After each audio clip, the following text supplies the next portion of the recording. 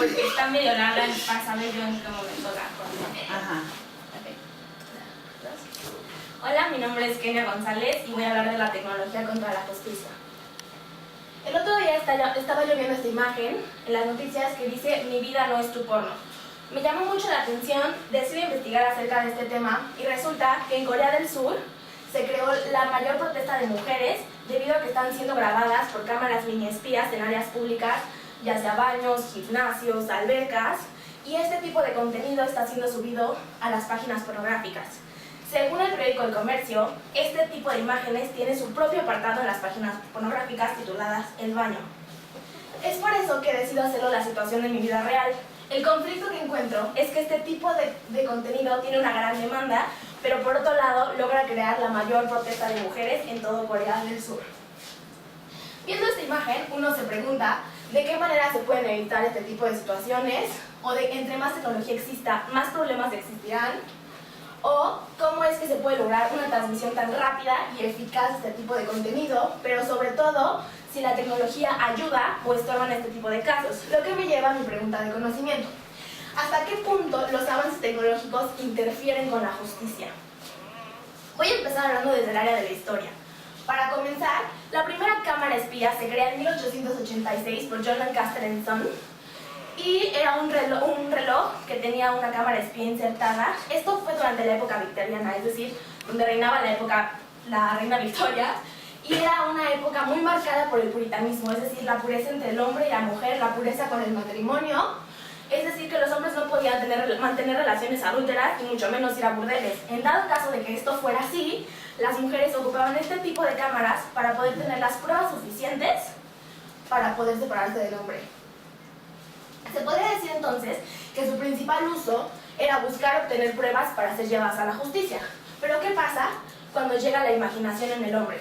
Que entonces la justicia cambia buscando o pensando cómo lo puedo utilizar yo para un beneficio propio. Entonces, de la razón que busca la justicia, cambia a la imaginación y la emoción buscando un beneficio propio. ¿Por qué emoción? Porque es lo que yo siento que me podría ir mejor a mí.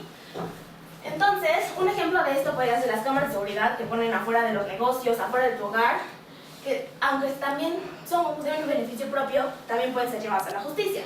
Otro ejemplo de beneficio propio es en la película Pearl Harbor, donde un japonés esconde una cámara oculta en un portafolio para poder grabar en la zona que va a atacar después. También este tipo de cámaras comenzó a utilizarse para generar actos ilícitos, es decir, cintas sexuales que comenzaban a denigrar mujeres.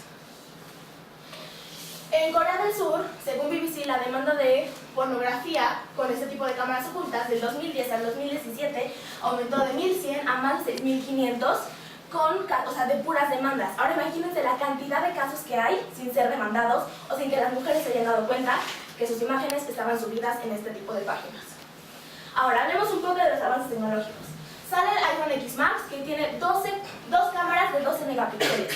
Si una cámara espía tiene dos megapíxeles, ¿qué puede suceder con un celular que tiene dos cámaras y de 12 megapíxeles? Ahora, también la tecnología ha traído grandes avances a la justicia. Un ejemplo de esto podrían ser los análisis de ADN, la búsqueda de huellas dactilares, el rastro electrónico, las huellas digitales o el GPS. Es por eso que decido comparar la tecnología en 1826 y en 2018. ¿Por qué 1826? Porque es cuando comienza la creación de las cámaras. Y entonces te puedes dar cuenta que en esa época había mucho menos pruebas y mucho menos transmisión de medios que en la actualidad. El problema con la actualidad es que hay mucho más rapidez en la transmisión de contenidos ilícitos. Esto responde a mi pregunta que la tecnología en este tipo de casos sí afecta un poco, o afecta debido a que es mucho más difícil rastrear quién sube este tipo de contenidos o que sean castigados de la manera correcta. Lo que me llega también a esta frase que dice que no porque a lo largo de los años su uso ya ha sido común, significa que las acciones estén bien de acuerdo a la ética. Es donde comienzo con el área de la ética. Volvemos a la imagen. Cuando vemos esta imagen desde el lado de la ética, uno se pregunta ¿qué pasa con su privacidad? ¿Cómo se castiga esto? ¿Qué tan fácil es encontrar este tipo de cámaras? Pero sobre todo, si existe alguna ley que las proteja. La respuesta es sí. Los derechos humanos. Hablando específicamente del artículo 3, el artículo 3 dice que tenemos derecho a la vida, la libertad y la seguridad de su persona.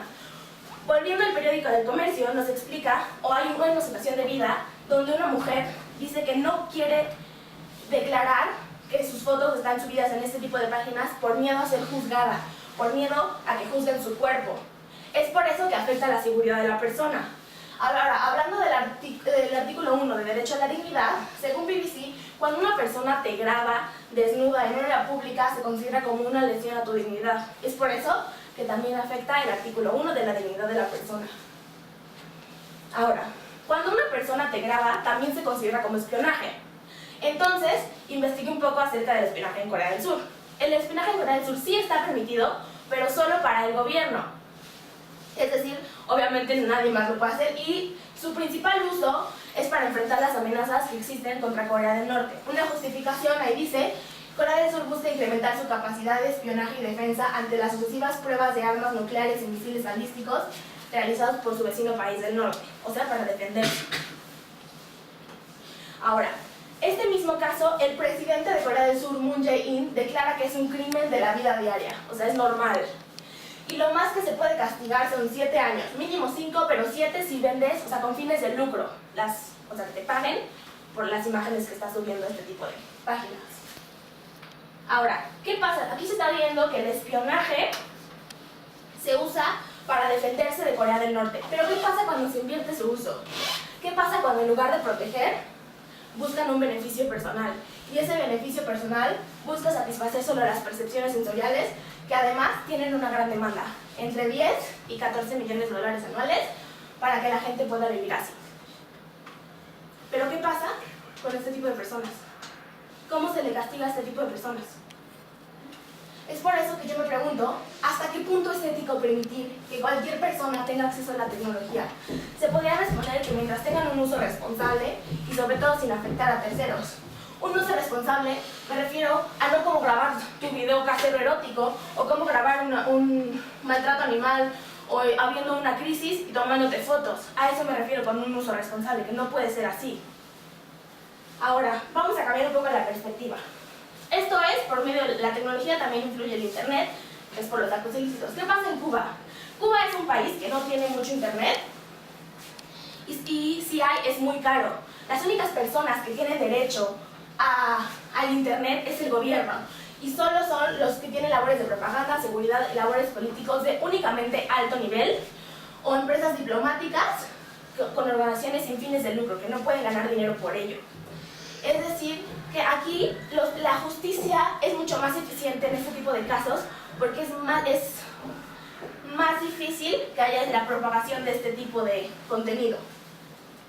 Ahora, mi conclusión es que los avances tecnológicos interfieren con la justicia si se incrementan las desigualdades sociales, si se vuelven una prioridad antes que lo humano, es decir, que un robot sea más importante que yo, que me quite mi trabajo, que valga más que la vida de un ser humano, que no tenga restricciones, pero sobre todo que no haya filtros para obtenerlos. No puede ser posible que todo el mundo tenga el acceso a la tecnología sin tener un filtro, sin saber que esa persona no es un asesino serial y le damos acceso a tener un GPS que vaya persiguiendo personas para ir matándolas.